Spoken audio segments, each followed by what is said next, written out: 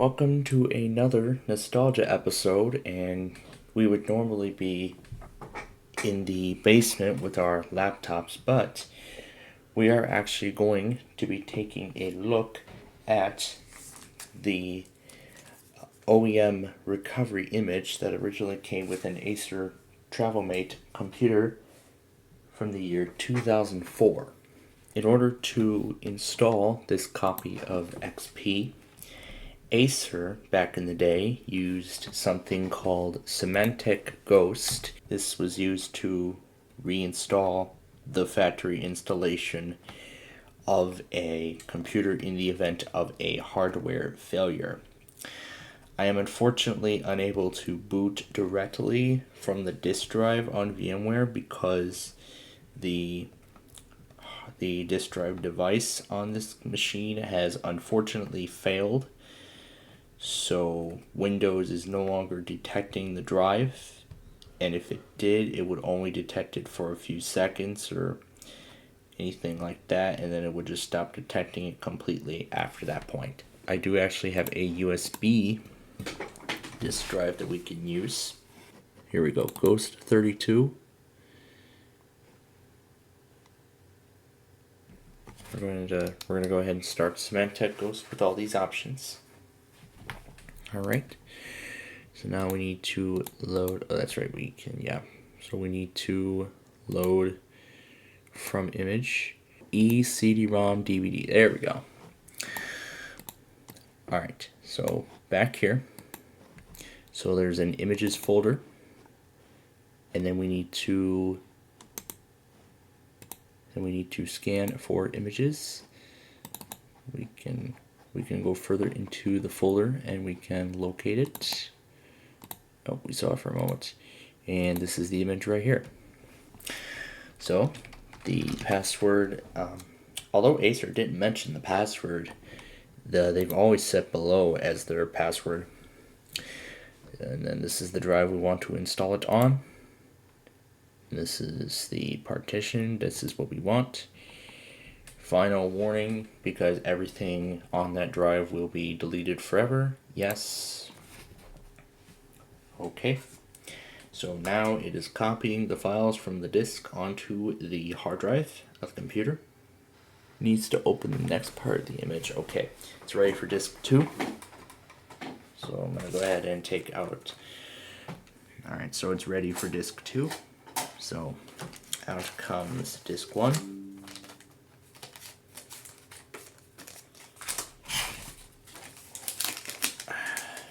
I hope I didn't break the USB drives, USB ports on this computer, because I know Windows 11 is already getting angry. So what Acer included was the bootable CD, which would load the Symantec Ghost console, like we're doing here, and then of course the 2 recovery disks for the machine. And then they would also include a 4th CD, which would be an antivirus that they recommend. The one included here is Norton Antivirus 2004 revision 1, which of course is really outdated, so there's no possible way to be able to protect your computer with that. I mean this is old software. I'm talking now, considering that I believe this thing came out in 2004, I believe the service pack that's going to be on this CD is either Service Pack 2 or Service Pack 3. I'm not sure what service pack this is going to be. I don't know, maybe the first service pack came out in 2002 and then Service Pack 2 in 2003. And then I'm not sure when Service Pack 3 was released. And the restore is complete. So we can go ahead and take out the second disc.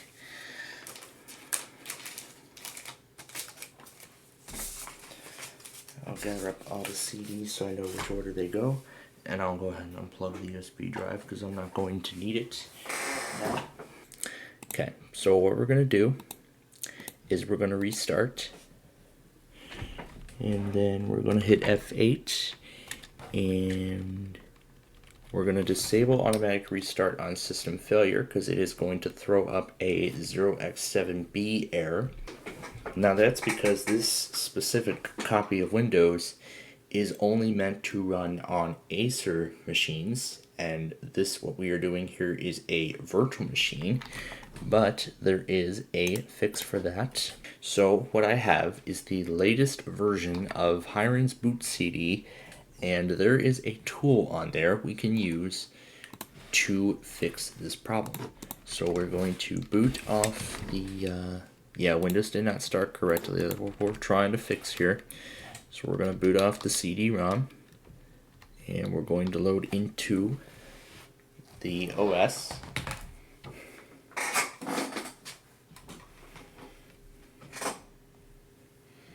So what we need to do is we need to go in here, and we'll locate the programs. We go into registry, and we're going to fix hard disk controller.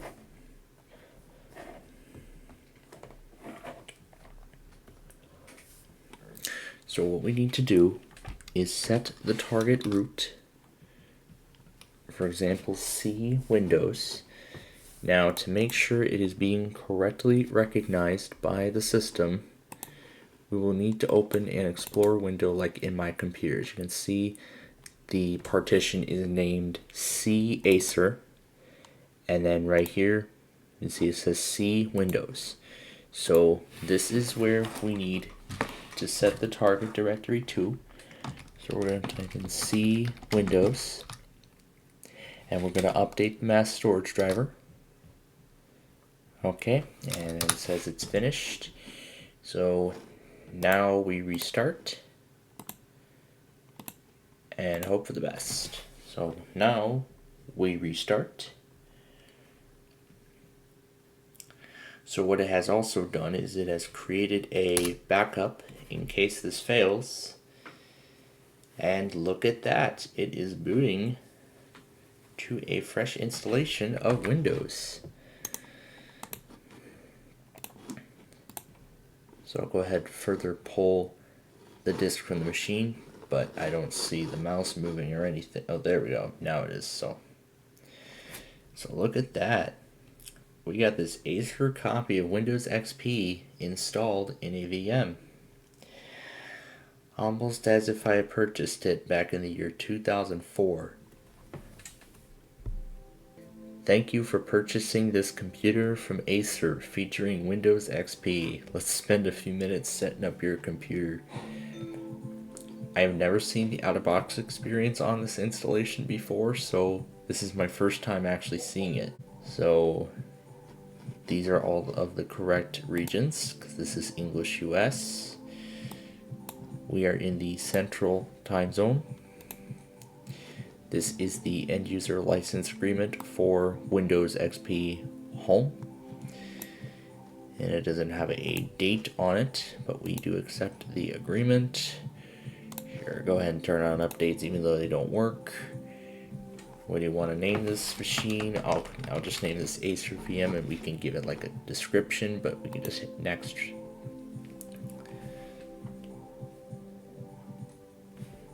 And we're going to skip the internet connectivity step.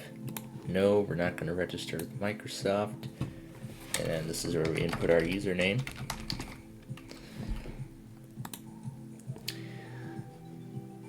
And we are all done. So we're going to go ahead and hit finish. However, the setup is not fully complete because...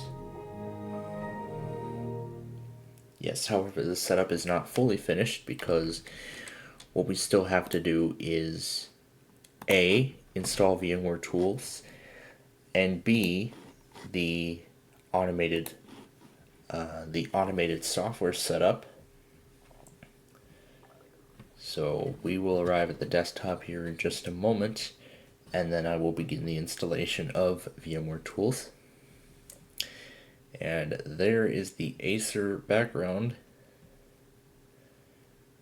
And there it is, exactly as it was when it first came out of the box. How amazing. So that's Acer finishing its job.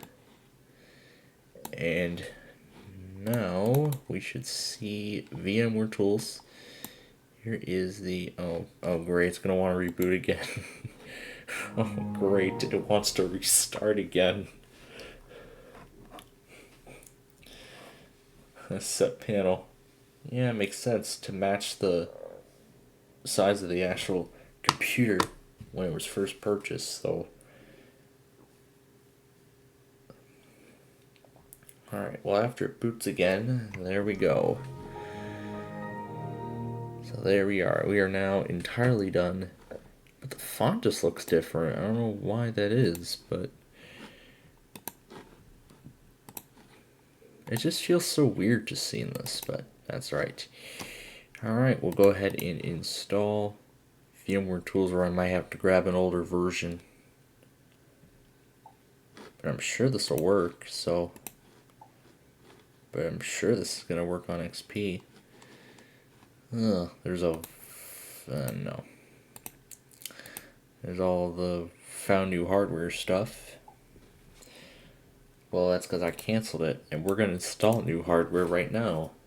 That being VMware Tools.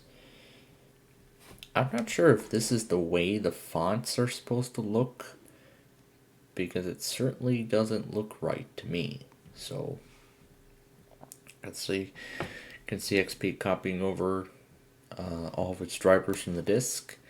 And there we are. Now we get that nice full experience. Need to restart one more time. I don't know if it's just me or the fonts look ugly. Or is this the way that it looks? I don't know. Because it didn't look like that after we did the installation. Yeah, something must have... something must have screwed up the fonts or something. But you know what? I see a lot of the fonts and stuff are messed up. But you know what? I don't think it really matters. And I'm not going to try to fiddle around with it but at least I'm just happy we actually accomplished what we accomplished. So let's just tour around this installation and see what's been installed. So there's a PrintMe internet printing driver. I'm assuming that's a driver for something else. And see, these are all the usual stuff you get with Windows XP. And if we go into the system properties, this is XP Home Service Pack 2. There's an Acer system guide in here. This is Cyberlink Power DVD. This is Acer's custom PowerLink DVD software. If you have like a DVD movie, you could watch it there as like an alternative to the VLC to the Windows Media Player. And then of course there's all the typical XP games, including my favorite one, the 3D pinball game. Yeah, including my favorite. Yeah, I don't want to go further playing that right now. There's even a backup now. There's a backup now. This is called NTI Backup Now. So this is like a tool to back up and restore data, which is actually useful because, I mean, I'm glad what Acer chose for built-in software, because eventually stuff inside your computer is going to fail, because when your system runs into a critical hardware failure and there's all this information on your hard drive that you want to get back, then it's a good idea to back it up beforehand. Because if you don't back it up, well, it's not going to be good.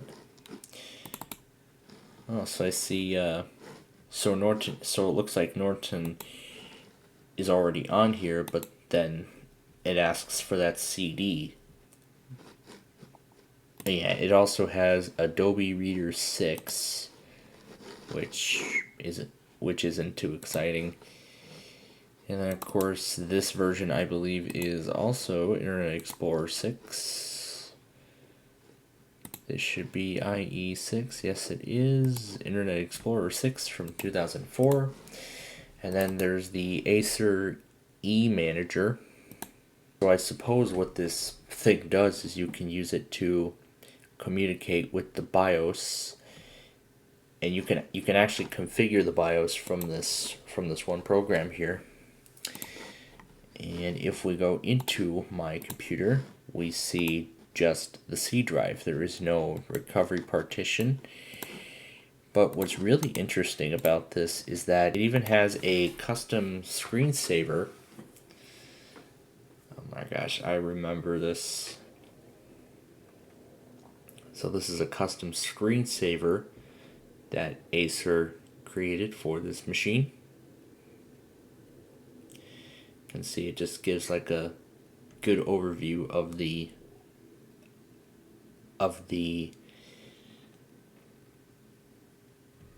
specs of the machine. Well, not really the specs, but really just like all around, and then some other things and stuff. This really is just a cool screensaver to watch. I mean, I could just take this onto Windows 10 and I could put it on there myself, or even apply this. Oh, that's great.